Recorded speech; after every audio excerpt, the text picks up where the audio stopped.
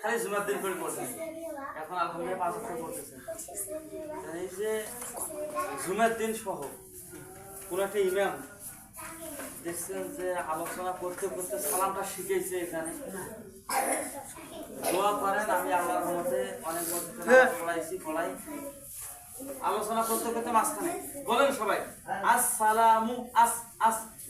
এই আরিফ দেখছেন না সেদিনকে আরিফ আরাঙ্গাল মসজিদে, জি জি তাই মস্ক আনন্দতে পড়ে।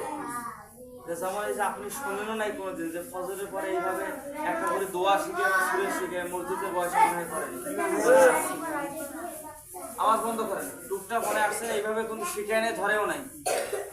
চিন্তা করে দেখেন এলেমটা তো থাকা নাই। আমি যে শিখে এবং অনেক বড় মনে করতেছি এটা না, কিন্তু আমি চাই যেটা কিভাবে ধরে রাখা যায়। আজকে 2টে শিখেন, কালকে 3টে 4টে শিখতে শিখতে অনেকগুলো আপনি তখন জানতে পারবেন। যেমন এই যে বিসমিল্লাহির রহমানির রহিম,